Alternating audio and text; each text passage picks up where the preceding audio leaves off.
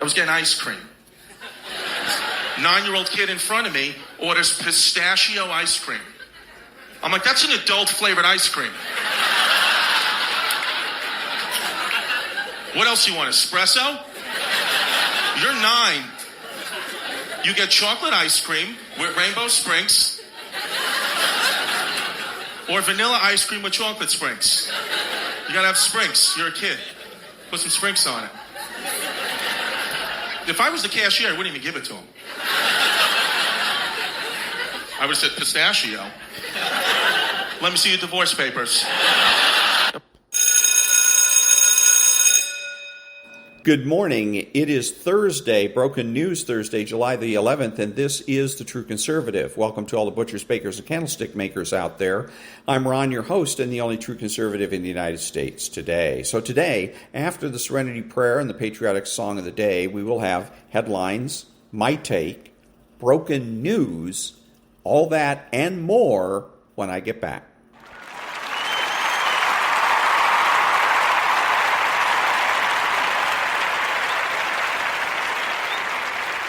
God, grant me the serenity to accept the things I should not change, the courage to change the things I should, and the wisdom to know the difference. Amen. When first the sun o'er ocean glowed, and earth unveiled her virgin breast, supreme mid-nature's vast abode, was heard the Almighty's dread behest. Rise, Columbia, Columbia, brave and free, poise the globe and bound the sea. Rise, Columbia, Columbia, brave and free, poise the globe and bound the sea. Revered in arms, in peace humane, no shore nor realm shall bound thy sway, while all the virtues own thy reign, and subject elements obey. Rise, Columbia, Columbia, brave and free, bless the globe and rule the sea. Rise, Columbia, Columbia, brave and free, bless the globe and rule the sea.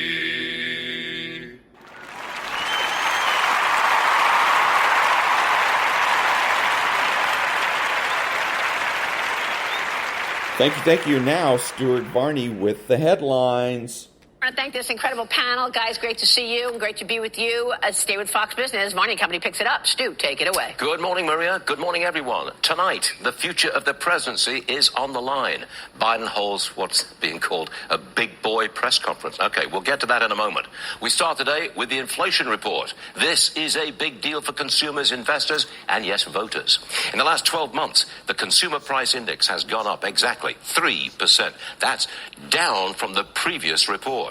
Now, in the 1 month of June, prices went down 0.1%. So overall, inflation continues to moderate.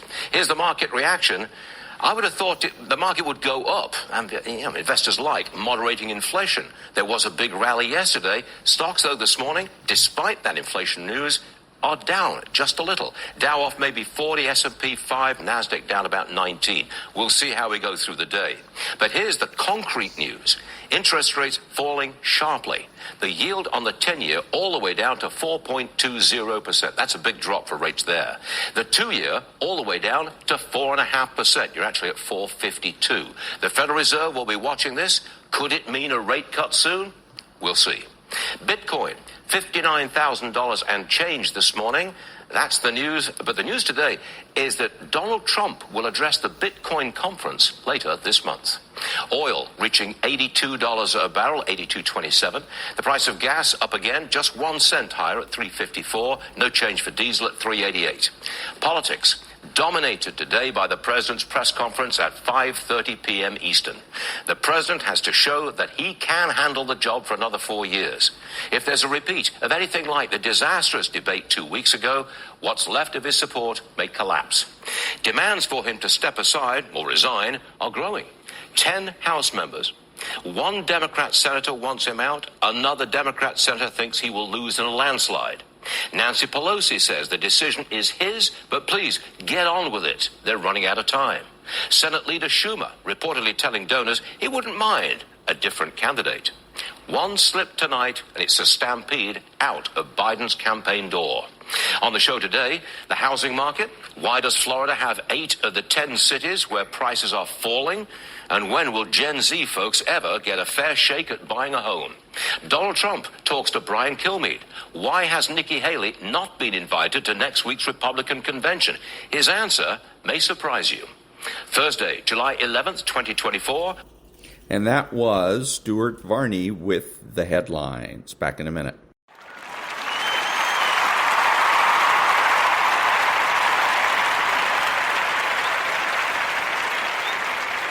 Thank you. And now, Stuart Varney's My Take.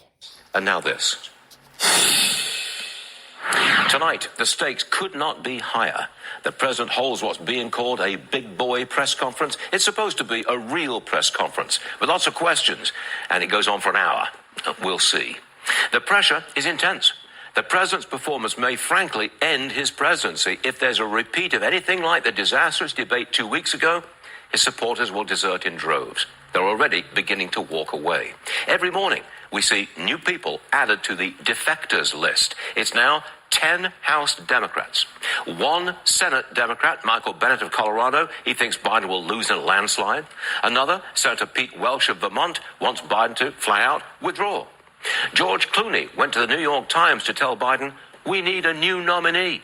Michigan Governor Whitmer says it wouldn't hurt for Biden to take a cognitive test. Senate Leader Schumer tells donors privately that he wouldn't mind a new candidate. Nancy Pelosi says Biden's future is up to him, but please make a decision soon. We're running out of time. The list goes on and on and on. Striking, though, isn't it, that so many Democrats knew about the president's problems but stayed silent. They were complicit in the cover-up, and the only reason they're coming out now is that they think they will lose the election.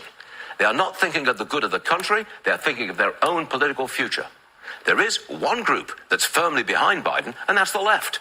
AOC, Bernie Sanders, Ilhan Omar, all want Biden to stay. And why not? Biden has pursued leftist policies, and Vice President Kamala Harris is as progressive as they come. The walls around Biden may be cracking, but he can always rely on the socialists. Tonight, it's all on the line. Biden has to convince his party and his country that he is capable of leading America for another 4 years. That is an uphill struggle. There must be many Democrats who wish he'd called it quits after 1 term. He could have walked away a hero, but he didn't.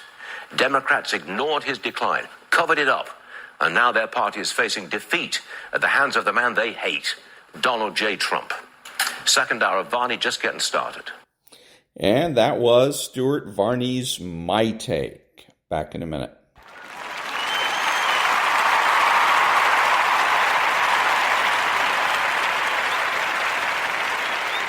Thank you. And now it's going to be Broken News. And it's Chapter 4, Weak Parties, Strong Partisanship. And it's Why the Media Rage Machine Divides America and How to Fight Back by Chris Steyerwalt. Chapter 4, Weak Parties, Strong Partisanship. How the siloed media hurts Democrats and Republicans. My God, this is a hell of a job. I can take care of my enemies all right, but my friends, my goddamn friends, they're the ones that keep me walking the floor nights. President Warren Harding, speaking to a reporter in June 1923. My first meeting in Roger Ailes' boardroom of doom was on Election Day 2010. Republicans were poised to deliver a serious walloping to President Obama and roll back the Democrats' dowdy majorities in both houses of Congress. The GOP was in position to score major wins in governor's mansions and state houses from coast to coast. The second floor of the News Corp headquarters on 6th Avenue in New York was a hive of excited optimism. With Republicans looking forward to big wins, we knew viewership would be enormous that night. I was invited to the regular afternoon executive meeting for the first time so I could lay out the expectations we had on the decision desk and the politics team for what would transpire that night. I had only been with the company for about 4 months, and I was sweating it hard as I sat there at the far end from Ailes at a conference table roughly the size of a World War II aircraft carrier. The meeting was packed. Not only were executives from New York crowding in, but people like my boss, Bill Salmon, who would have ordinarily joined the afternoon meeting by phone, were attending in person. Felt like a steam bath in there, and I was running on about 2 hours of sleep and too many energy drinks. I had been up all night, finishing the cards that we would use on the desk and the anchors would use on air for quick reference guides on each race. They all had to be perfect. They still weren't, but I couldn't make my colleagues look foolish quoting my bad data. Plus, these were the 5-inch by 8-inch little life rafts that I would hold on to as I tried to run the rapids of the many, many calls we were going to have to make that night. How many Republican votes in 2004 in Ozaukee County? When did the incumbent win his first term? What did the last poll say? Didn't her husband used to have that seat? After 4 straight days and nights of data obsession and rehearsals, I now had to appear to be a normal human in front of a room full of New Yorkers to whom I assume I appeared to be a sweaty bumpkin. Yes, by the way, TV networks rehearse election nights with dummy numbers. The decision desk makes calls based on the pretend results to simulate the workflow and pinch points of the big night. If you're making 100 calls, the hours between 9 p.m. and 11 p.m. are bound to be chaotic. Then the election night team uses the practice calls to test the graphics, lighting, anchor and guest positions, and communications. In 6 cycles working with that crew, we really learned how to make it hum. But in 2010, I was clueless. So there I was, exhausted, tweaking on taurine, and looking around the room at people who had been with the company from the beginning. I was feeling very self-conscious. There was even one guy who dyed the temples of his hair white, like Paulie Walnuts from The Sopranos. The smell of aftershave and coffee was making me queasy, but I was the only one feeling that way. The mood was jocular, and Ailes was having fun doing what he liked best in the world, busting balls. The language of Fox News in those days was definitely locker room swagger. Men and women alike tried to match Ailes' tough guy energy. His top lieutenant, Bill Shine, carried it off perfectly. He grew up on Long Island, the son of a police officer. Shine didn't talk too much, but he made his words count. And like Ailes, he never missed a chance to crack on someone, usually in an avuncular way. Razzing people over their teams, their neighborhoods, or whatever was at hand was the language of belonging in Ailes' crew. Bill O'Reilly, for all his clashes with management, was the avatar for these folks. Suburban New York, Roman Catholic, traditional values, but not necessarily social conservatives. The New York Post, not the New York Times. I was definitely out of place. I had never been to New York as an adult until I started going up for Fox. I knew about as much about the TV business as a horse knows about making a saddle. It's possible I was wearing a bow tie. As the execs went around the table offering the boss their updates, I rehearsed my lines in my head. Salmon teed me up, and I started racing through time zones and expected times for calls and generic ballot trends until Ailes interrupted to say, "What's your number?" The number, of course, was how many seats I forecast Republicans to win that night. "Our best guess is 64 seats, sir." Ailes, mouth set like a bulldog and eyes staring through the back of my head, said, "Dick Morris says it could be 100. Why is yours so low?" I figured Ailes, a smart man, knew that Morris was a joke. Morris had not yet reached the comic heights in his pronouncements that he would in 2012 and beyond, but the former Clinton advisor turned Republican Pollyanna was already pretty clearly making stuff up. In 1874, after Republicans lost the whole South at the end of Reconstruction and during a financial panic and with a scandal-plagued GOP administration in the White House, they lost 96 seats.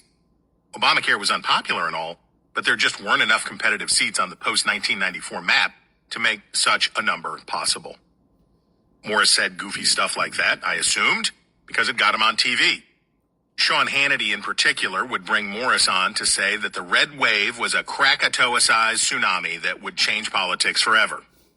They, and some other analysts who I previously thought were more principled and smarter than Morris, used the same routine for the 2012 presidential election. That time, they made preposterous claims not only that Mitt Romney was obviously going to win, but that it would be by a landslide. The best I could say for Romney in that cycle was that he had a path to a narrow victory by picking off a couple of blue wall states if he could turn things around in Ohio, where he had been sucking wind all summer. But a landslide? Pish posh. That 100-seat number in 2010 was just hype to juice ratings, and Ailes had to know that, right? He was messing with the new guy, right? But I wasn't sure. I didn't say what I thought. Morris is feasting on the carcass of journalism like a lamprey eel on a dead nurse shark. But maybe Ailes believed the hype. I instead carefully explained how I had worked with the All-Stars in our then great brain room to check every seat and every estimate to make sure we were on the money. Ailes left me with, "You'd better hope you're right." And I walked out in the herd of suits in a haze. I had just disputed the maximum leader of Fox News and talked down Republican chances in a room full of people flying high on the thought of a ratings bonanza. I would eventually learn to say what I was thinking, lampreys and all. It served you better with Ailes, who in those days appreciated honest disagreement on his team. It was partly his scorpions in a bottle management style, but also that he genuinely seemed to think it was better to air out disagreements. Bust balls or be busted. I sat on those House races like a mother hen all night until we were able to make the call for the 64th net pickup for Republicans sometime in the wee small hours. We hit the number right on the screws, and I had delivered on my accidental called shot in the boardroom. I rode adrenaline through a day and a night of on-air hits and then slept the whole way home on the train. The lesson I learned was that Hannity, Morris, and the rest of the crew of the Crimson Tide were certainly engaging in wishful thinking, but certainly also motivated reasoning. The story they were telling was good for ratings or the frequency of their appearances. They wanted it to be true because they wanted Republicans to win, but keeping viewers keyed up about the epochal victory close at hand was an appealing incentive to exaggerate the GOP chances. It was good for them to raise expectations, but it wasn't good for the party they were rooting for. Early in an election cycle, crafty partisans want to play up their side's chances. It helps their candidate recruitment and fundraising and may lead vulnerable incumbents on the other side to just go ahead and retire. But at the end of the cycle, the preferred message, whenever possible, should be that the race is tight, tight, tight. Every vote could be the winning vote, so don't forget to cast your ballot. Ask Hillary Clinton how overconfidence can depress turnout as marginal voters opt to stay home. It occurred to me in 2010 and was confirmed to me in 2012 that despite all that Fox's detractors said about the network being a mouthpiece for the Republican Party, the two organizations had fundamentally different aims. Good politics is often bad TV. As much as we rightly lament the decline of the American electorate's aspirations and expectations, at least a plurality of voters still clearly prefer competency, cooperation, and decency. And what could be more boring than that? I don't mean that it isn't helpful for politicians and their teams to be gifted at doing television and understanding its power. Donald Trump was a better producer than some professionals I have seen. I once watched him on a feed telling a crew how to set the lights for an interview like he had worked as a director for decades. He may have run his presidency like a reality show, but no one could say the man did not understand the medium of television. Indeed, Trump's decades on television playing a playboy businessman and ultimately hosting a game show for other celebrities for 14 seasons on NBC was what really made him president. He was a product of television more than any American president before and probably ever again. Ronald Reagan and Bill Clinton were both good on television. Trump was television. In February 2019, Trump invited to the White House the parents of a British teenager killed in a traffic accident with the wife of an American diplomat. The woman had fled Britain, claiming diplomatic immunity, but was wanted by authorities in the United Kingdom for the charge of causing death by dangerous driving. Her flight from prosecution was turning into a real international incident, and the teen's parents were not easily mollified. So, after a 15-minute meeting in the Oval Office, Trump sprang the big reveal on them. The woman wanted in conjunction with their son's death was in the next room. Did they want to meet her? Shocked, they refused, saying the only place they wanted to meet her was on British soil after she had faced charges. It was a blunder politically, but it would have been great TV. All that was missing was Oprah Winfrey to conduct the tearful post-meeting interview. As we will see in the next chapter, outlets left and right initially loved Trump because, while he was bad at politics, he knew how to make compelling television. Trump was able to use the power of TV to get around the fact that he very often did not know what he was doing or talking about. He knew the poses and how to either keep the narrative arc going or change storylines. If he was in trouble, you could rely on Trump to keep throwing out plot twists. He'd toss out some crazy-sounding line or diabolical insult on Twitter in one of his many gaggles with reporters, hoping the press would chase the pointless but more sensational-sounding issue. Guess what? We usually did. Here were some of the hits from his unhappy 2018 midterm year. Trump floats pay bonus for teachers who carry guns in class. Trump proposes state-run TV network. Trump floats season suspension for NFL players protesting anthem. Trump blasts treasonous Democrats for not applauding at his State of the Union address. Each of these inanities led to serious coverage, outrage, and sometimes even fact checks. The Washington Post launched a whole podcast to track Trump's weapons-grade malarkey called Can He Do That? Most of the time, the answer was that Trump wouldn't even remember the rabbit he let loose by the next day. Alas, reporters had so burned out news consumers on truth-squatting Trump's loony logorrhea that the more serious wrongdoing in which he engaged got lost in the flow. However, I understand why fact-checking Trump was sometimes irresistible. My all-time favorite Trump fabrication came from the time he tried to hold the G7 economic summit at his Doral Golf Resort in Florida, but couldn't get around all of the obvious ethical problems. When asked about it, Trump said it was not about his business, but logistics. Best location, right next to the airport, Miami International, one of the biggest airports in the world. Some people say it's the biggest. As if this were an unknowable, subjective thing that people debated, like asking who were the best first basemen of all time. They are Lou Gehrig, Stan Musial, and Albert Pujols, if you're wondering. Trump had no idea what he was talking about. Miami International Airport was the 38th largest in the world and 11th largest in the United States by volume of passenger traffic. Having a person make up stuff so often would be enough to drive any reporter into fact-check overdrive. The correct thing for Trump to do in the political interests of his party in 2018 would have been to have a disciplined message focusing on economic growth and some other strong points for his administration. Unpopular first-term presidents should keep a low profile in a midterm year to give vulnerable incumbents some breathing room. That would have been good politics for Republicans, but terribly boring television. Whether it was his supporters in the media or his many critics, they wanted more Trump, and the wilder the better, and he agreed. The divergent interests between the news media and the parties would be a good thing if the institutions were fulfilling their appointed duties. But what happens when the work of parties gets outsourced to news outlets?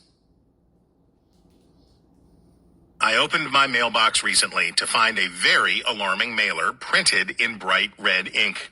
It looked like political junk mail, but it was actually from the once eruditely liberal New Republic. It went like this. Stop the right-wing crazies. Their attacks on our democracy have got to end. Parentheses, and they're about to get a whole lot worse, close parentheses. Inside, the magazine's editor, Michael Tomasky, says, let's be clear from the start. America is at war. We're locked in an existential confrontation between democracy and authoritarianism. He goes on at length about how democracy is hanging in the balance and other super scary scenarios. And what should we do about these threats to our existence? Why send $16.97 for a subscription, silly? Tomasky is going to stop exactly 0 right-wing crazies because basically nobody to the right of Elizabeth Warren ever sees the magazine. If you're reading the New Republic, your vote probably isn't any more up for grabs than a reader of Breitbart News. If you're enough of a junkie to subscribe, you're certainly a likely voter. And in general elections, where you would oppose said crazies, your vote is already in the bank.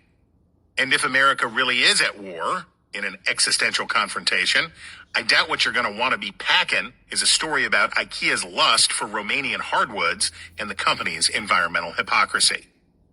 So why is a magazine that once prided itself on its detached eggheadery selling itself like a Steve Bannon scam pack? It's partly the same reason that the American Civil Liberties Union is morphing from being an obstreperous defender of free speech and individual rights to being just another clickbaity, small-dollar donation hustling left-wing group, including running campaign ads. Why do venerable institutions, as one former ACLU director said, risk surrendering their original and unique mission in pursuit of progressive glory? Part of it is money. Scam packs are so common because they work, at least for their proprietors. Apocalyptic language, panic-inducing pleas, and exploiting the latest culture war controversy may seem so blatant that anyone can see through it. But as political operatives have told me for years, none of that matters when it's just you and your phone there in the dark. You may have never made a rage donation, but have you ever bought something preposterous while scrolling online?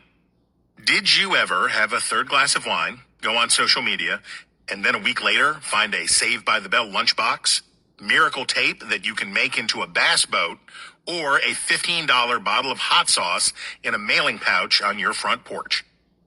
Small dollar campaign-style donations have been such a bonanza for ostensibly nonpartisan organizations because of the same principle that makes online impulse buying so dangerous.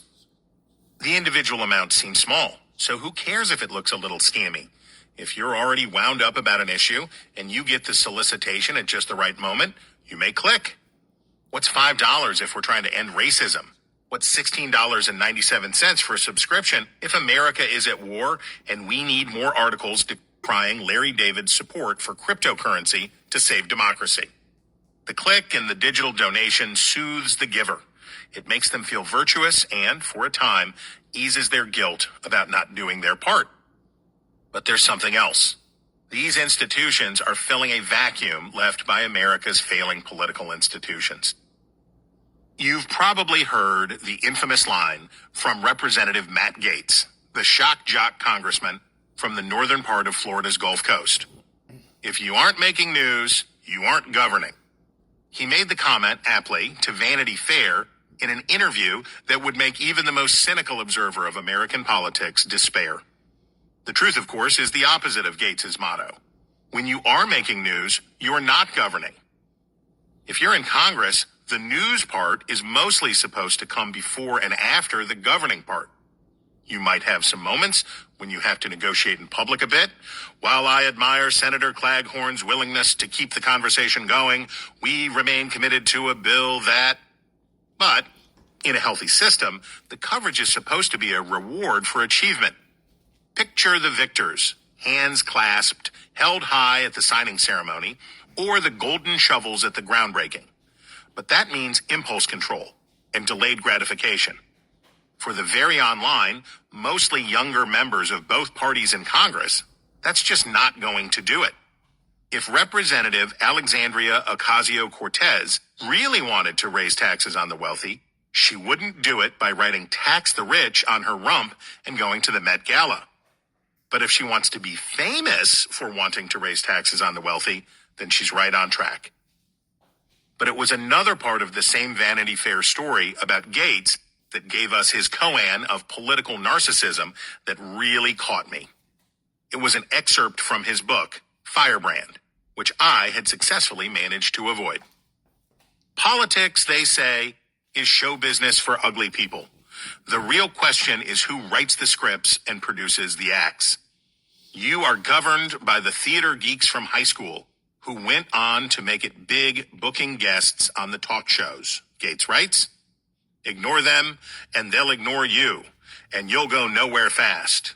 The hairdressers and makeup ladies and cameramen pick our presidents, as well they should.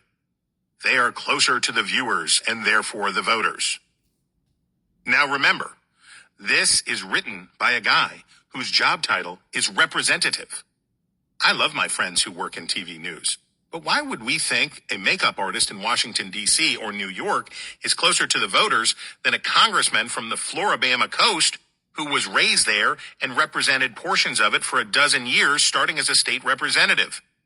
He is provided by taxpayers with ample funds to return home often and should have a better grasp of what regular folks are thinking than almost anyone. But to Gates, the men and women of TV land have special powers and perceptions and can use them to save or damn supplicants like the congressman. But the theater geeks from high school, who Gates says went on to make it big booking guests, don't think they've made it big. They're underpaid, overworked, and spend their time mostly getting turned down for interviews by people with real power and then having to deal with thirsty backbenchers like Gates to try to grind out another 44 minutes of news-like content to put around ads for copper skillets and pre-lubricated pocket catheters. As much as I would personally prefer the benevolent rule of the TV bookers I know to the current political class, we are not governed by them. While Gates is certainly an extreme example of the inversion of Congress, his misunderstanding about what power and governance are is instructive about the problems with the institution as a whole. Media coverage is supposed to be a means to an end, not an end unto itself. The reverential tones with which Gates talks about television suggest that he and the other members who engage in what Yuval Levin describes as performative outrage for a partisan audience don't want power nearly as much as they want celebrity. They remain intensely ambitious, as politicians always are, but their ambition is for a prominent role in the cultural theater of our national politics, and they view the institution of Congress as a particularly prominent stage in that theater, Levin writes in his book, A Time to Build. Levin, in addition to being my boss at the American Enterprise Institute, is probably the foremost conservative champion of restoring Congress to its rightful place atop the constitutional order. But that can't happen if the members of the institution itself see their positions as primarily a way to raise their profiles, to become stars in the world of cable news or talk radio, to build bigger social media followings, and to establish themselves as celebrities.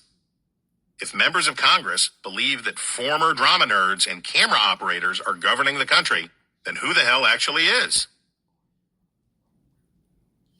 Our founding fathers had a moral imagination and an understanding of human nature possessed by only a few people throughout time. Like Augustine of Hippo or William Shakespeare, the founders saw mankind more clearly than their peers, both in their own age and across history. But there is only one thing that I'm aware of that escaped even the combined moral genius of Alexander Hamilton, James Madison, Thomas Jefferson, John Jay, and George Washington.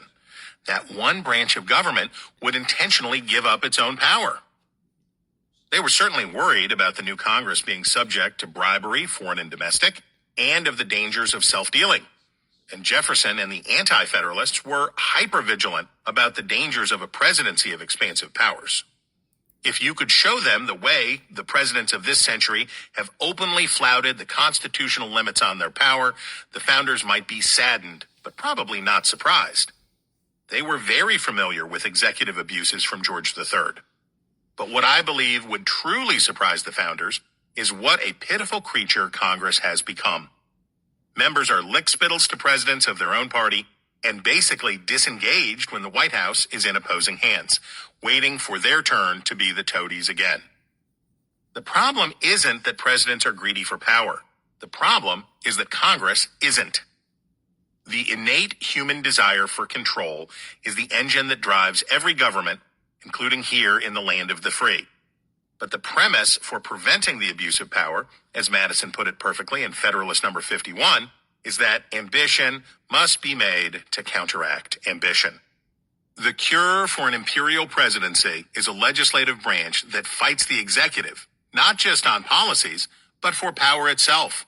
The members of the House and Senate should understand that their role is to maintain the boundaries of divided government so they can have more of what they want now, but also as custodians for future Congresses. And it wasn't just in the era of powdered wigs and waistcoats that leaders understood that. The cousins Roosevelt stand among the most imperious of all American presidents, so it is no surprise that they held our judiciary, the most Republican of our branches, in low esteem. Both were populists who despised the fogyism of judges who would not bend to the will of popular sentiment or take a permissive view of what emergency might allow the Constitution to be shelved. After leaving office in 1909, Teddy Roosevelt raged at his hand-picked successor, William Howard Taft. Taft, along with the conservatives in Congress and the courts, rejected Roosevelt's vision of a larger, more powerful federal government. Roosevelt broke his promise not to seek a third term and campaigned in 1912 against Taft for the Republican nomination. After he lost, he started his own Progressive Party, split the Republican vote, and guaranteed that Woodrow Wilson and the Democrats would win in November. One of Roosevelt's key proposals was for a system in which judicial rulings could be overturned by plebiscite. After hearings and appeals, a Supreme Court ruling would be put to the voters the next year. Roosevelt wanted to be able to intimidate the court into giving him what he wanted. I get bilious just imagining how terrible those culture war contests would be under such a scheme today. We can certainly imagine today how a bitter split within a party's presidential candidates, including a wealthy, mercurial, power-hungry former president from New York, could arise. Taft's decision to stand up to Roosevelt and the populace in 1912, even if it meant certain defeat in the general election, was not what we've mostly seen from the conservatives of our day. But we can see it faintly sketched in their intentions. But how about a Congress of a president's own party, including his vice president, defying a commander-in-chief who had just won a landslide re-election, carrying all but 2 states and 61% of the popular vote? Franklin Roosevelt had managed in his first term to get a lot of leeway from the courts on emergency measures to deal with the Great Depression. But when it came to his desires to create permanent changes to the nature of American government, the court said no. After he won re-election in 1936, Roosevelt sought his revenge. Claiming that the justices of the Supreme Court were too old to handle the very busy modern caseload, the court rejected 87% of cases after all, he wanted to give them a hand, or 12. Roosevelt sought the power to appoint an additional justice, up to a total of 6 more for each sitting member over age 70 years and 6 months. It was a scandal. After 4 years of conservatives warning that Roosevelt was a despot, he came charging into his second term, seemingly trying to prove them right.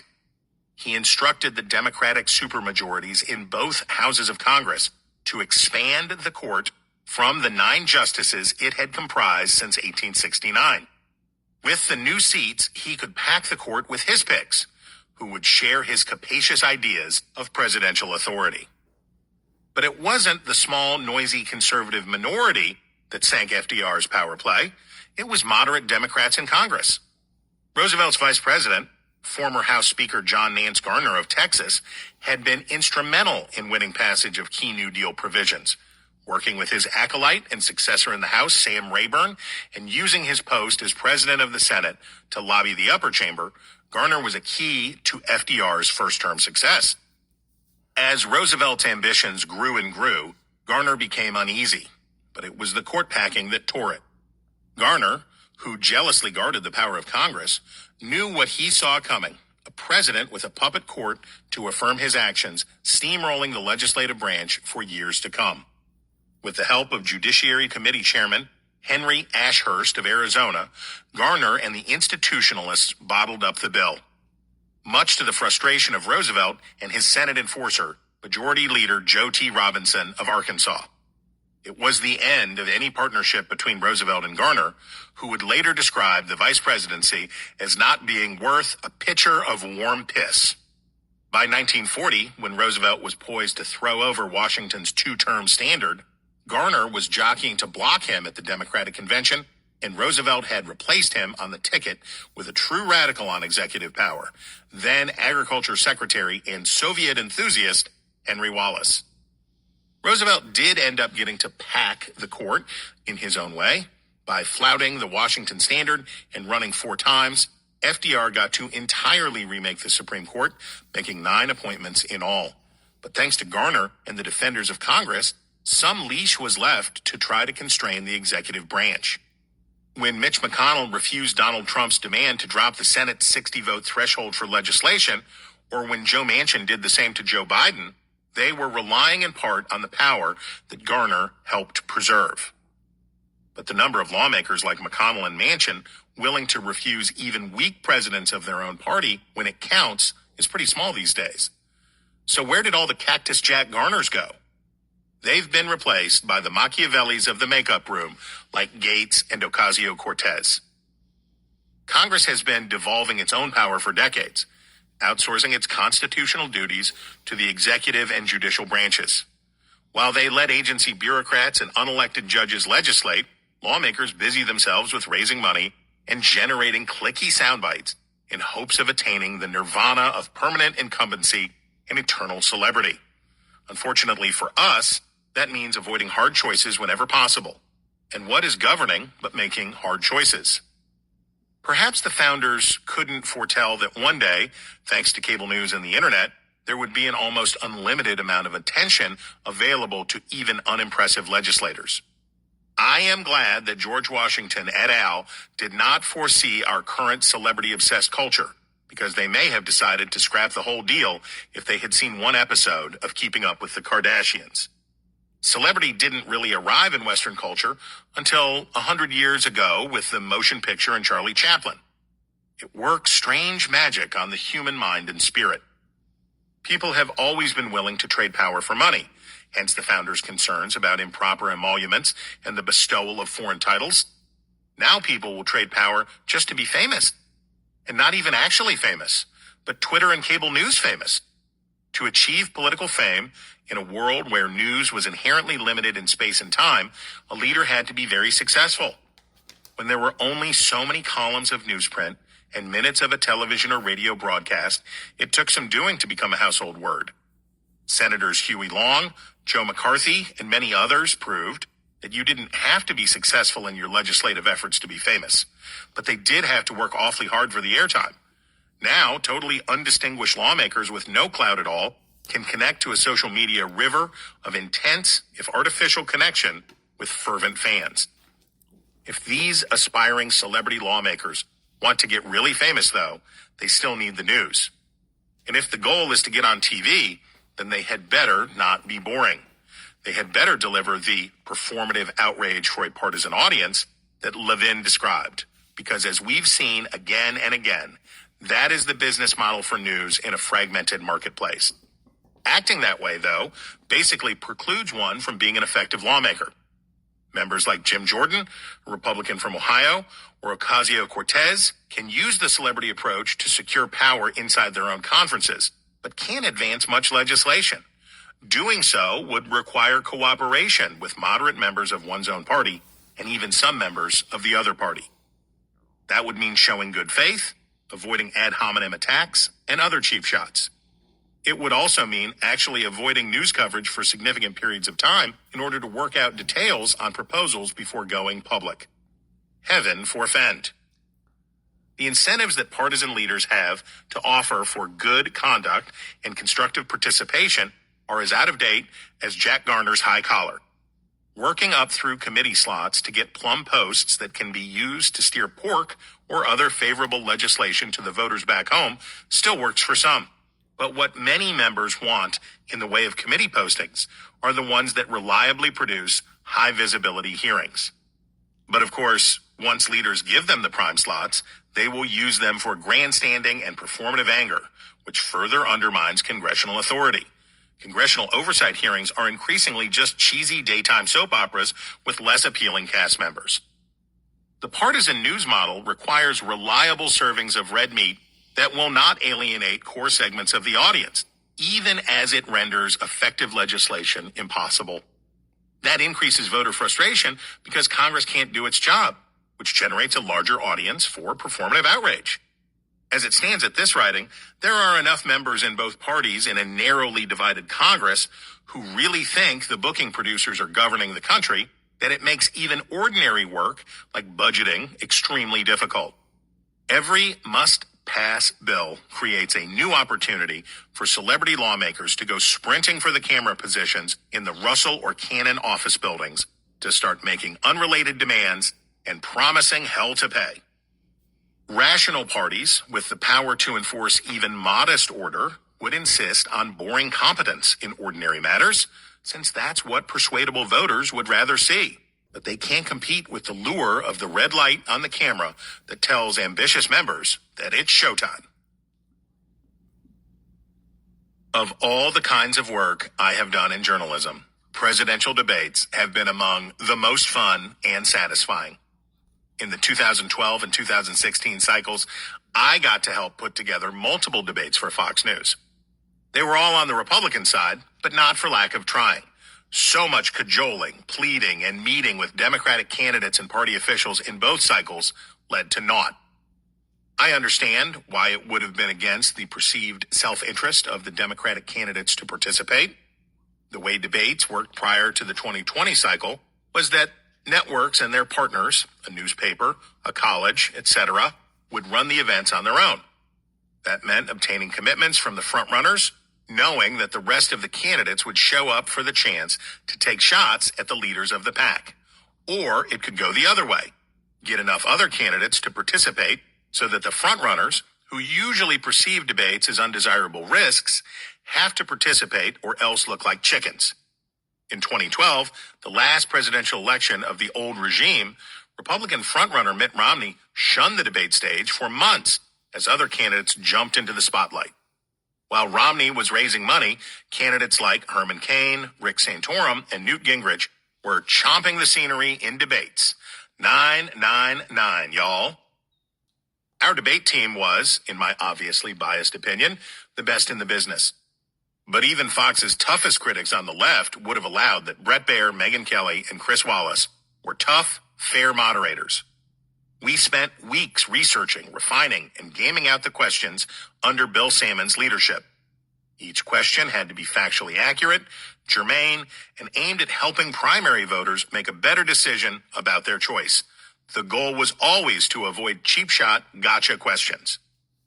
But by 2020, the old conventions had already broken down. Rather than debates hosted by journalists, Democrats were looking for safer spaces for their candidates.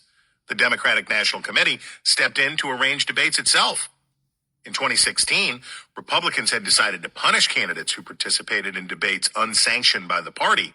But in the next cycle, Democrats took the next step of becoming television producers. This was bad news for the press, but also for the party. Yes, they got opinion hosts like Rachel Maddow and Don Lemon as questioners instead of just news anchors and reporters. That's fun for the party faithful at home, but misses the point of debates. Instead of questions that will reveal candidates' qualities in a general election contest, as well as their positions on the issues that matter to party members, they get either softballs about how rotten the other side is, or niche questions that invite pandering to base voters. In debate after debate in 2020, the questioners tilted the stage toward Bernie Sanders and Elizabeth Warren, in part because that's what the hosts' fans would have wanted. That pushed the whole field toward answers that would be liabilities in the fall. But there's more at work here, too. While Republicans certainly are the most effulgent in their hatred of the press, the Democratic base has its media demons, chief among them Fox News. I can make a strong case that Democrats would have been better off to face the Fox debate team in 2016 and 2020 and would have gotten scrupulously fair treatment. But I also know why that was a political impossibility. If we had somehow convinced the DNC to go along in 2020 or gotten the major candidates to participate in 2016, base voters would have been furious at party leaders. And any candidates who did agree to participate would have been vulnerable to accusations of aiding the enemy. We've all seen presidential primary debates where the moderators are acting either as issue advocates or, the equally undesirable alternative, questioning from a general election perspective. With the latter, it usually goes nowhere and sometimes even makes a juicy pitch for a candidate to smash by complaining about the media. The right question isn't, "You're a meanie, defend yourself." It is, if you win, your general election opponent is going to call you a meanie because of the things you have said and done. Why should these voters take on that baggage for their party? I understand that may sound like semantics, but it's crucial framing. The primary debate moderator and the general election debate moderator come in the stead of two different sets of voters. As Wallace showed in his performance in both primary and general election presidential debates, they are not the same arts, even if they are ones at which he is equally adept. If a primary debate question to a Republican asks, "Why aren't you taking a harder stance on climate change?" or to a Democrat asks, "Couldn't your proposed tax increases slow the economy?" It may sound adversarial, but it is not in any way revealing. First, persuadable general election voters are not likely to be watching. If you're tuning in to a primetime presidential debate, chances are that you're a political junkie. And if you're a political junkie, there's little chance that you're a persuadable voter. There's a strong correlation between political engagement and partisanship. So there's little worry for debate participants about offending the audience at home with red meat for the primary electorate. Second, it makes the questioner an easy foil for the candidates. Donald Trump was hardly the first candidate to see the utility of clobbering questioners, nor is it limited to the GOP. Bernie Sanders loved to go full Festivus on questions from the corporate media. But even these kinds of fake tough questions are probably going to be too much for the parties and the networks going forward. And news networks will probably agree. I watch Fox News viewers rage at Kelly, Wallace, and Baer for asking tough, fair questions to candidates across two cycles. In 2016, Trump and his supporters particularly went bananas over obvious questions about his bankruptcies, refusal to back the party's eventual nominee if he lost, and famously, degrading comments about women. Tellingly, network executives offered only a nominal defense and continued to offer Trump friendly interviews from which he could continue his attacks on the news division. This was the first of many further depredations to come. Parties need real primary debates to help weed out bad candidates because there are so few settings in which office seekers will face any kind of accountability. Whatever the office, candidates know that there's little reason to submit oneself to tough questioning. That's nothing new. The love affair between 60 Minutes and candidate Barack Obama was so intense in 2008 that it eventually resulted in CBS offering a DVD for sale of the tenderest moments between Obama and interviewer Steve Kroft. Relive every giggle and meaningful pause. Obama felt obliged in the general election to occasionally submit to some tough sit-down interviews, but as a primary candidate, who but a fool would want to face rigorous questioning, even if it was fair? And, with communications advisors telling them to expect unfairness, who needs it at all? Indeed, a candidate's goal is usually to surf through the primary season with minimal contact with nonpartisan media. The only reason not to is to try to get attention for a struggling campaign by dumping on his or her own party. You can generally tell how well a primary candidate is faring just by the media outlets he or she is choosing. Long after Fox News lost interest in booking former frontrunners in past cycles, MSNBC and CNN would happily give them airtime to dump on the GOP frontrunner. It works in reverse, too. Sanders' willingness to do Fox specials in 2016 and 2020 was closely correlated to the size of his deficit to Hillary Clinton and Joe Biden. The problem for the country and the parties, then, is that candidates can too often get through what is supposed to be a vetting process without ever going to see the horse doctor. A reminder here about our previous discussion of America's disastrous primary system. Our general election politics are not pretty, but the basic idea of encouraging candidates to seek consensus still seems intact. In 2020, for example, Donald Trump almost never mentioned immigration and paid for Spanish-language advertisements because he could not afford to alienate any potential Hispanic support in Florida, Texas, Arizona, and Georgia. Joe Biden scoffed at defund the police and ran on explicit bipartisanship because he could not afford to alienate any potential support from moderate suburbanites. These things are contrary to what Trump and Biden said and did as primary candidates, but this is an understood convention of American politics. The news media manages to accommodate this all quite well. In an evenly divided country, quadrennial presidential elections are good for business. A close race generates not just extra advertising revenues, but more intense consumption of news. America hasn't had a lopsided presidential contest since 2008, and that had been the first of its kind in a dozen years. With guaranteed high viewership and the country neatly divided into roughly equal red and blue parts, personality-driven coverage of politics in general elections probably wasn't so bad. Coke or Pepsi, Ford or Chevy. But primary politics are different. That's where the parties are supposed to hash out their ideological differences and agree on the policies they will carry forward into the general election.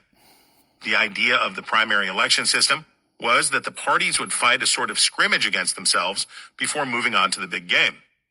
But for decades, primary coverage has moved toward being more a beauty pageant than a scrimmage. Remember Professor Lee Ross and the hostile media effect experiments that found that different groups could watch identical news reports and each conclude that it was sharply biased against their side and very favorable to the other side. Imagine how those perceptions would spike if the participants had been stewing in partisan media beforehand.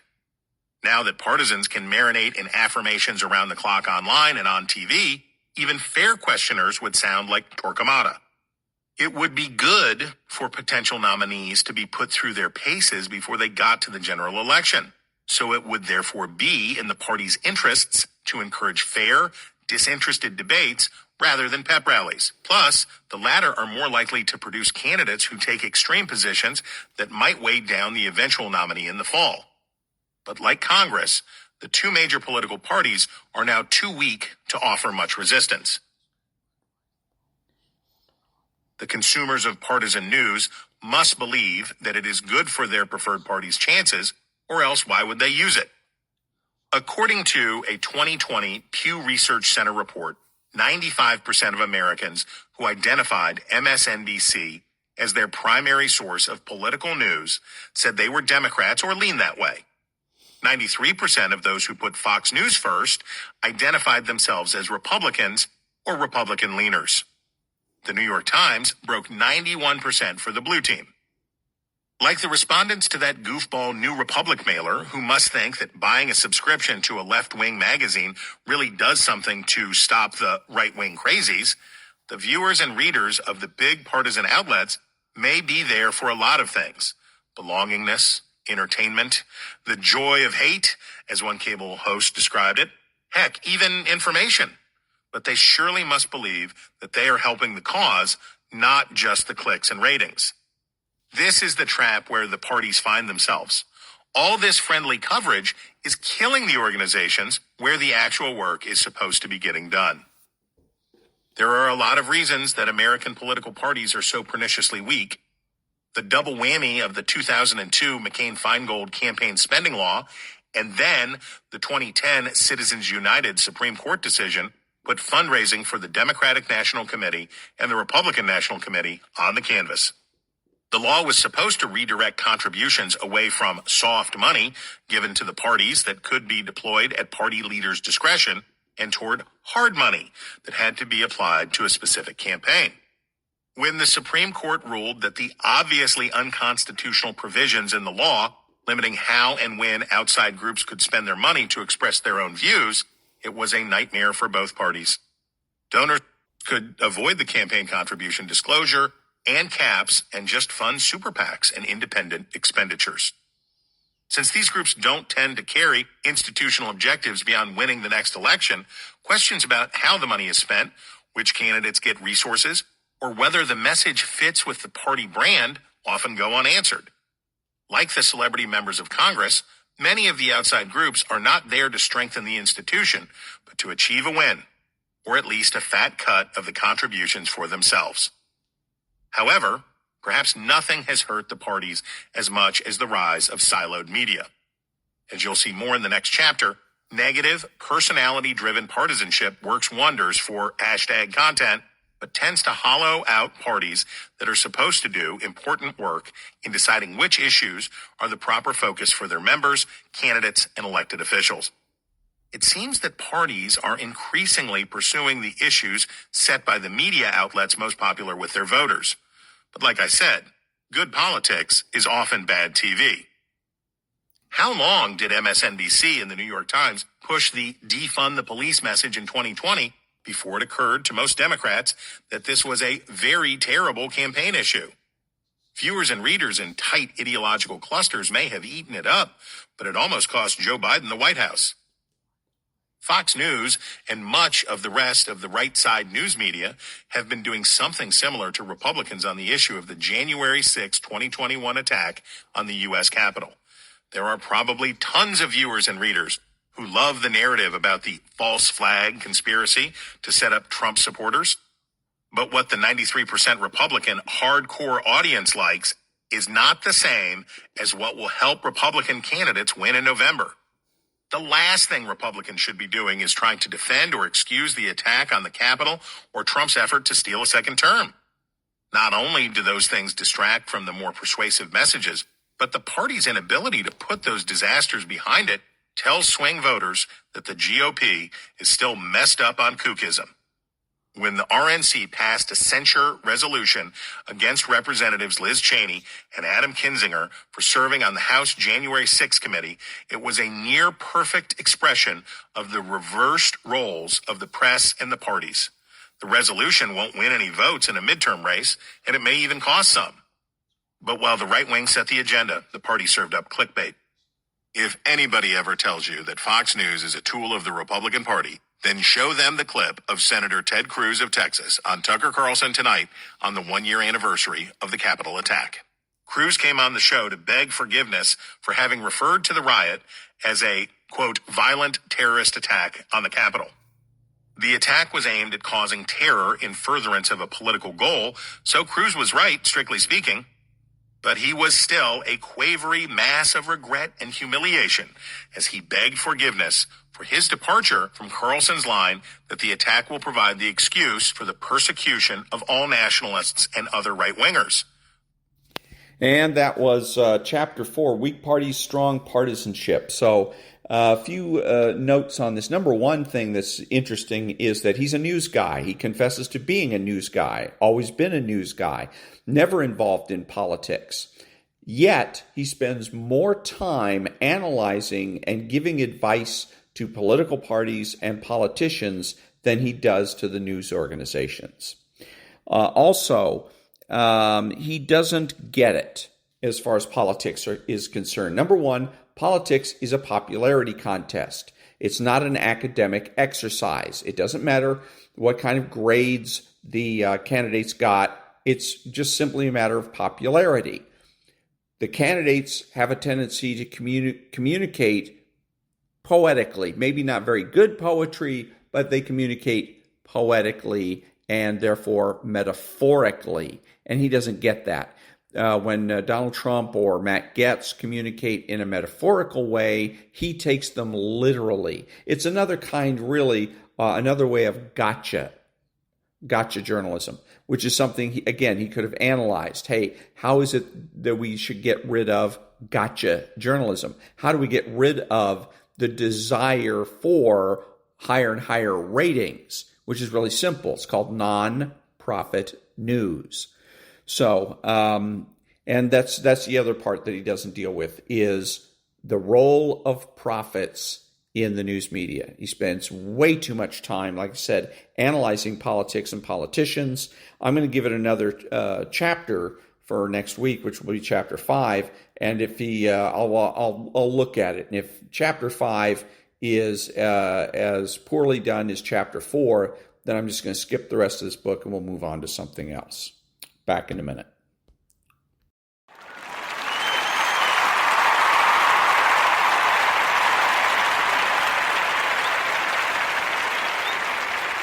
Thank you. The following is one of my voiceover demos. If you're a voiceover artist and you would like to advertise one of your demos on my podcast, please send an MP3 to thedrill12, all one word, at gmail.com. That's thedrill12 at gmail.com. Back in a minute. Americans love scenery. We want to see it all, from one coast to the next, Mount Rushmore down to the Everglades. So hop into a Chevy Malibu and take the scenic route. It's the car you knew America could build. There's a place where people count on friendships they can trace back generations, where they can count on the same stool at the coffee shop waiting for them every morning. This place is called Glen Ellen, and you can find it in every bottle of Glen Ellen wine. This is craft brewed Herman Joseph's, the smoothest, easiest drinking specialty beer in the entire solar system. And I believe you'll find drinkable in the dictionary right after don't order a beer you can't drink. Zoingo! Boingo! The freestyle pogo with more boing, more bounce. Bounce further, bounce higher with Zoingo Boingo. To see what makes Arrowhead Mountain Spring water different from those other waters, you have to go back to the source. And with Arrowhead, that means going back a little farther and longer than most. Between security challenged and security strengthened, there's one important word: how. And it is the how that makes all the difference to our nation and our world. Lockheed Martin. We never forget who we're working for. What makes Kraft Singles so good?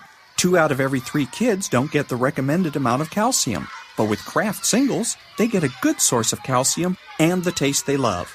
Kraft Singles. Magic every single time. Throw boring overboard with a new real meal from Long John Silver's. A meal worthy of a plate, just $4.99. Only at Long John Silver's. We may not all be geniuses, but we can all do something smart. Introducing the Hyundai 199 Sonata Lease. It's a smart deal on a really smart car.